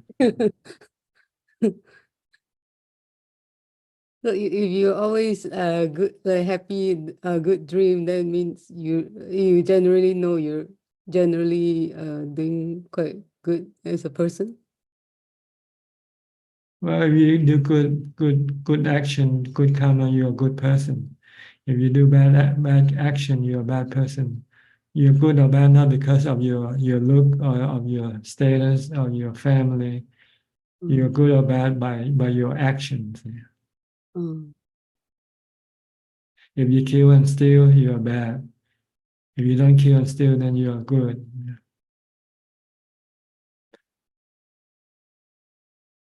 Not as good as if you also help other people. If you do charity, then you are good.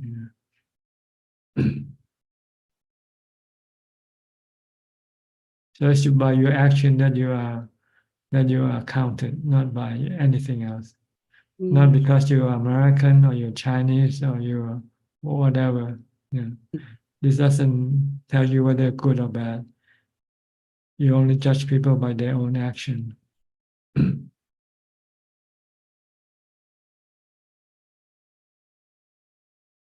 Understand?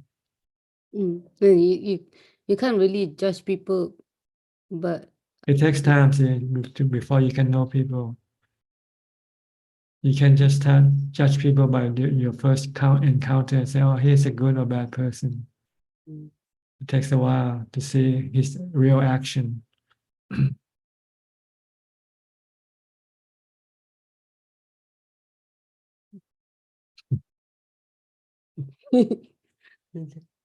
I mean, how long have you been staying with your husband now? Is he the same as like when you first met him or not? Some things the same, some things different. I know, but the first impression then and now, is it the same or not? You learn more about the person, right? Yeah, as you live with them. Yeah, learn Okay. more. When you know more better, you know better whether he's good or bad, right? Yeah. I think he should be good because if he's bad, you won't be. I will last long time ago, right? That's why people get divorced. They found out that this person is not good for me. But you can tell when you first met, right? Yeah, I guess so.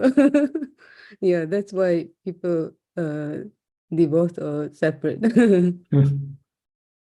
Takes time. Takes time to know a person. Because I think is the words can also deceive. Like only It's husband don't only action is can only action. people can say anything. They can promise you the sky, but they might not deliver to you.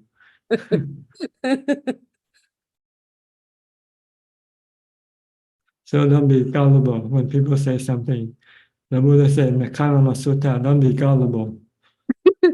Don't believe what they say until you can prove whether it's true or not. I really love that Mm. sutta Mm. where Buddha is teaching us very practical advice. Mhm. Don't just believe, and yeah, you have to test it yourself.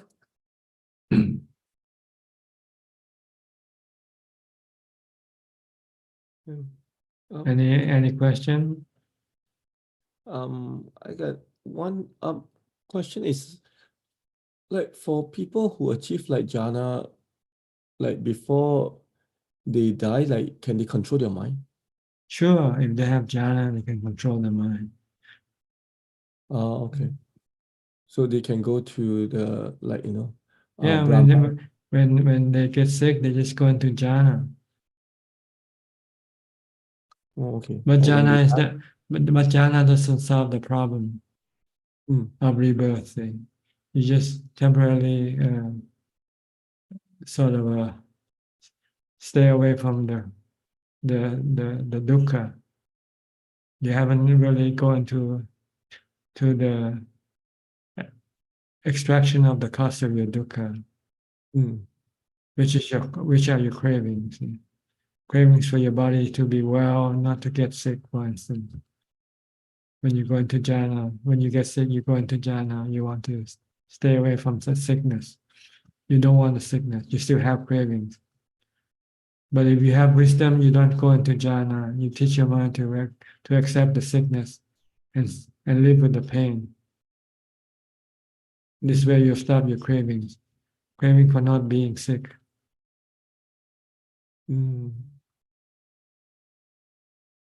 And if you are successful, that means you are enlightened for the first stage.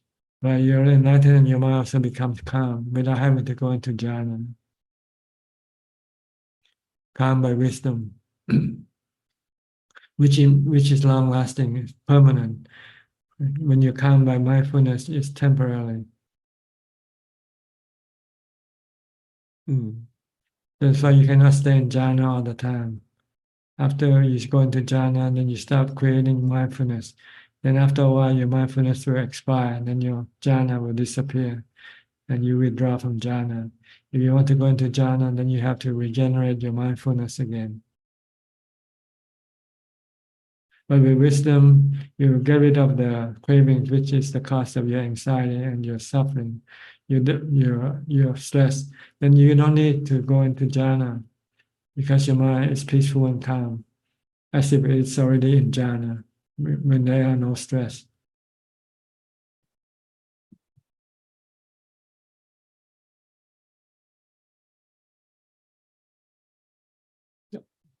Okay. And Tan Ajahn, for Satipatthana Sutta, like when Buddha compiled this sutta, it's for the monk who already achieved like jhana, or for monk is like novice monk. But he didn't say which monk. He taught all the first the three levels of practice. First mindfulness, then meditation, samadhi, then after that contemplation on the nature of the body, the mind, the feeling. So it depends on the listener which level they are in. See? So he covers all these three steps for the listener. It depends on which level you're in. Are you in mindfulness level? Are you in samadhi level? Or are you in contemplation level? Oh, okay.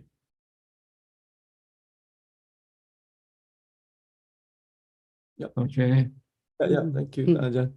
Thank you, Taja. All right. Who's next? Levan, I think. Levan. Hi, from Seattle. Oh no, I'm sorry. I think California, Northern California, Marin County.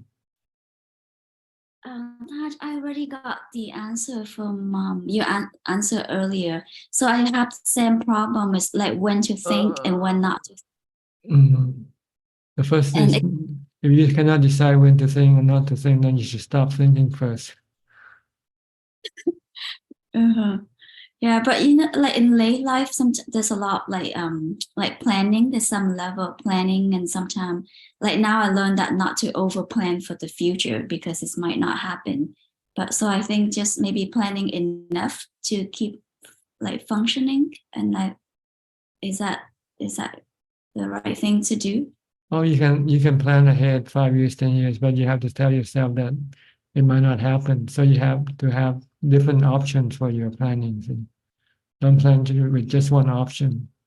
Plan for if this thing doesn't work, maybe then you have to go to the second option, to the third option. You can do planning. Oh, so we can do planning. Okay. But don't be attached to it because it might not happen. But it might happen, but it happen differently. So you have to have different options for your future, right? You might get old first, or you might get sick first, or you might die before you get old, get sick, for instance. So you have to think of the various options that can happen to you.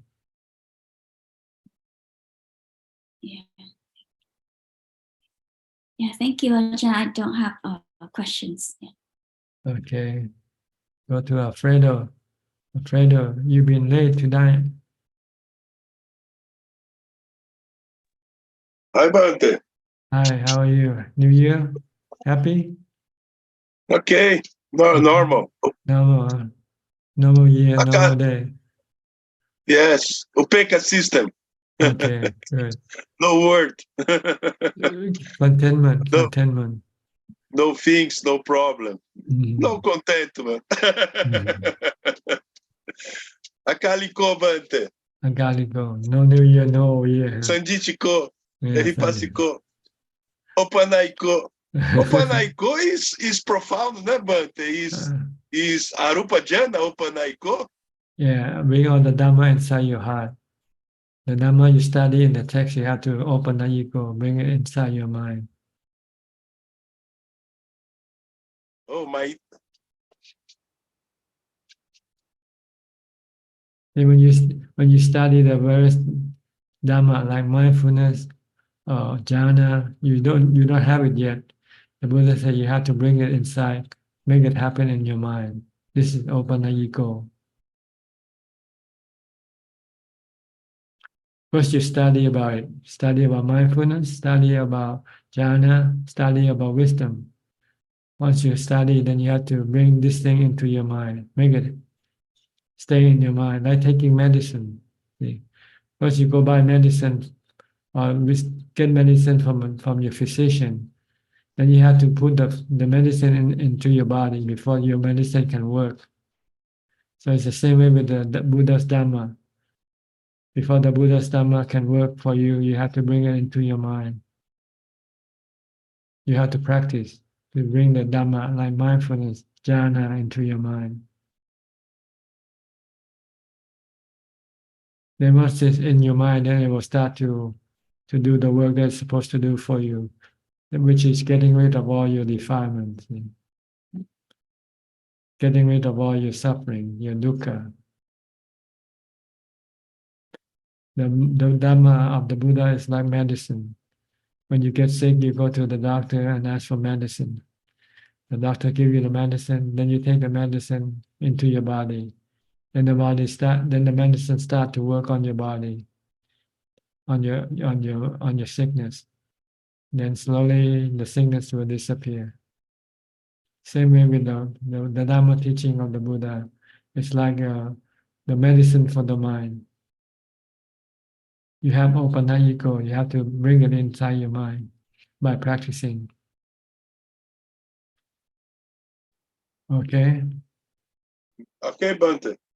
Nothing else for you? Oh, I'm an hermit people. Hermit guy. Okay, okay, good. Hermit guy. Yeah, okay. Very good. Have Thanks. a happy year, okay? Oh, akaliko bante, akaliko bante. Okay, Upe good. consistent. Okay. I'll go to Fiona, then Fiona, Charlotte. Yeah, whatever Bante. I Um, want to ask, what's the meaning that Sotapanna is in Nibbana? Can Ajaan explain? Sotapanna and about what? Is in Nibbana, yeah. Can you, Sotapanna is in Nibbana. not yet Nibbana, just the first stage of getting to Nibbana. It's What's the like meaning? it's like getting on a plane, but the plane hasn't yet landed, so you have to wait until the plane lands before you get to Nibbana. But at least you get on the plane now, and you'll be there soon. But you have to go through 3 more stages before you can get to Nibbana. From Sotapanna, you have to go to Sakidagami. From Sakidagami, you have to go to Anagami. And from Anagami, then you get to Nibbana, Arahant, which is Nibbana. So it's not like flying from one place, you have to stop over, right? You have to stop in this place, then you go to the next place, and eventually you get to your final destination. But you are guaranteed once you get on the plane, they will deliver you to the final destination. But you might have to stop over on your way before you get to the final destination. As long as you don't get off the plane, you'll be there eventually. That's what I call the stream enterer. See? A Sotapanna enter the stream that will lead you to Nibbana. So you will be automatically pulled by the stream toward Nibbana. Whether slowly or faster, it depends on you putting the effort on your practice. But you will not go anywhere else but Nibbana once you enter the stream. Like when you enter the stream, that will lead you to Niagara Falls. You won't go anywhere, right? You go to Niagara Falls eventually. Okay, understand? Yeah, thank you, Ajaan. All right. Okay, we have a few more minutes left for question from email and other sources. Yes, we have currently about 10 questions at the moment. The first 5 questions are from the assistant Gmail. Question number 1 from Chatney from Toronto.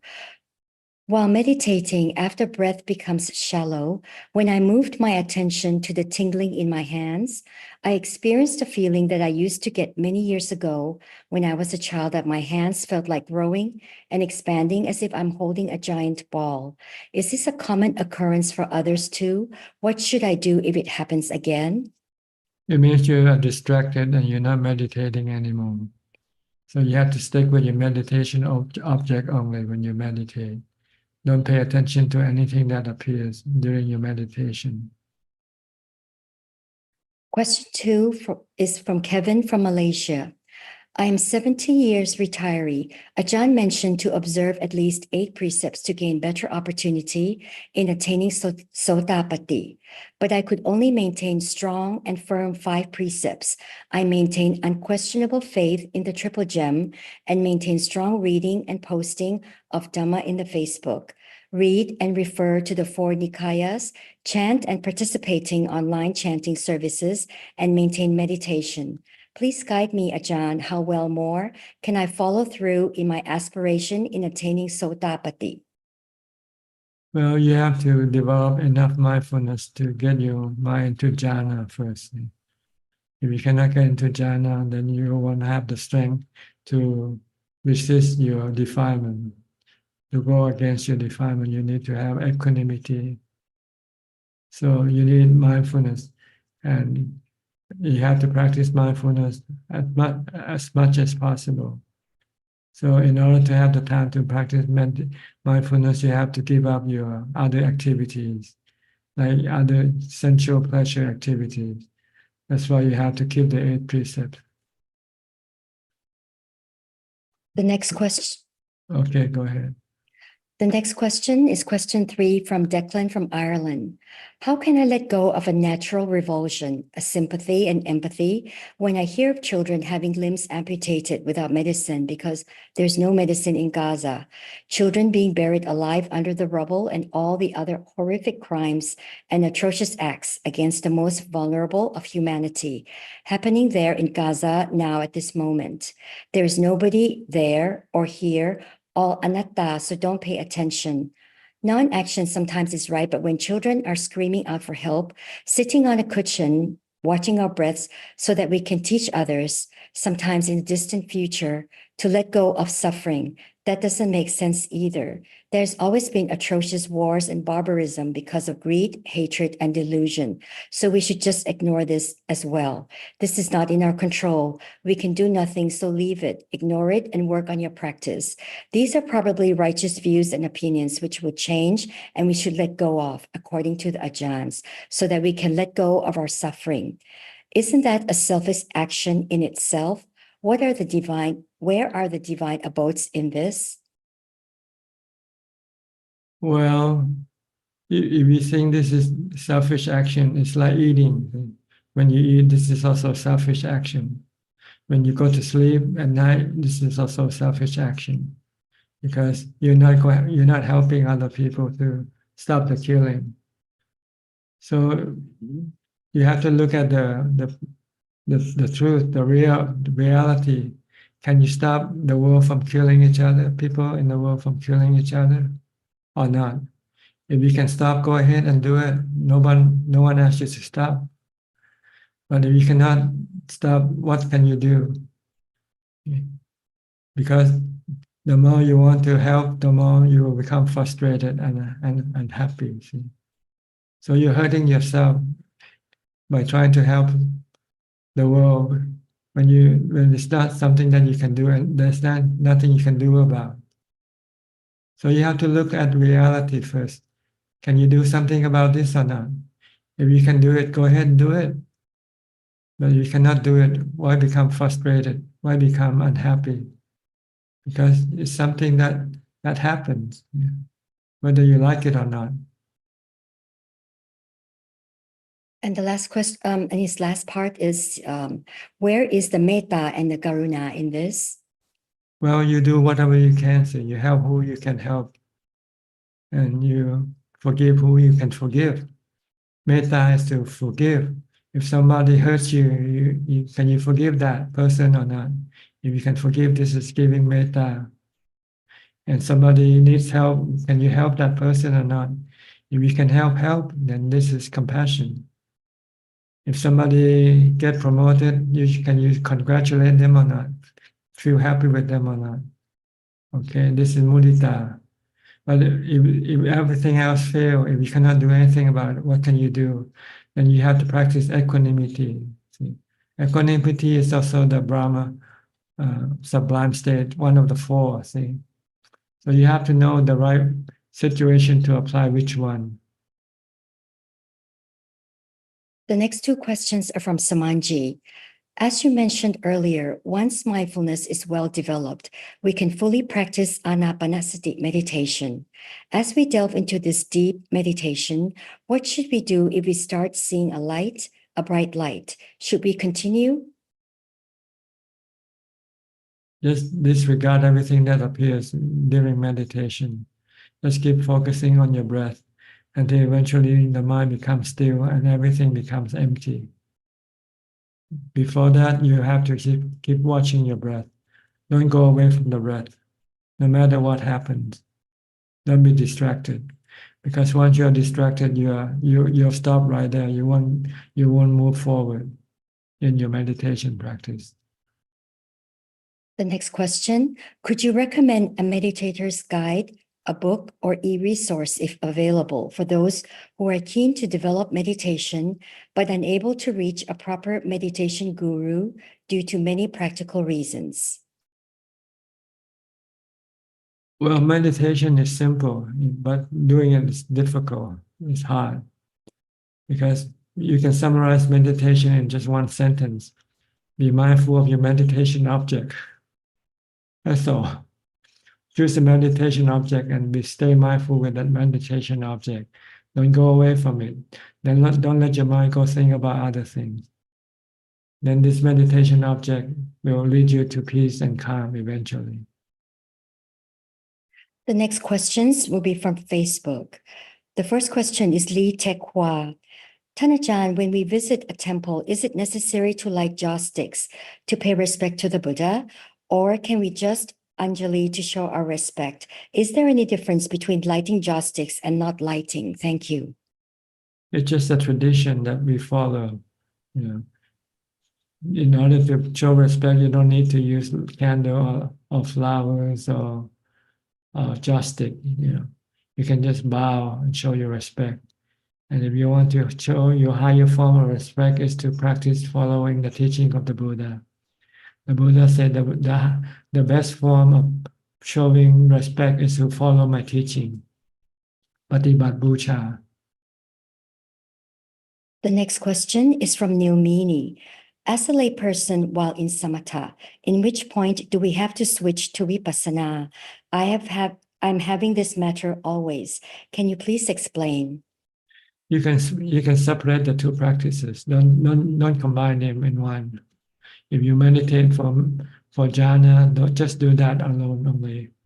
And when you're not practicing for jhana, like you're alone sitting by yourself, then you can think about the Four Noble Truths or the three characteristics of existence. Or don't do them at the same time or next to each other. Yeah. Do them separately. Know the purpose of your doing. What are you doing at this time? Are you contemplating or are you meditating? If you're meditating, you want to still your mind to get into jhana. Okay.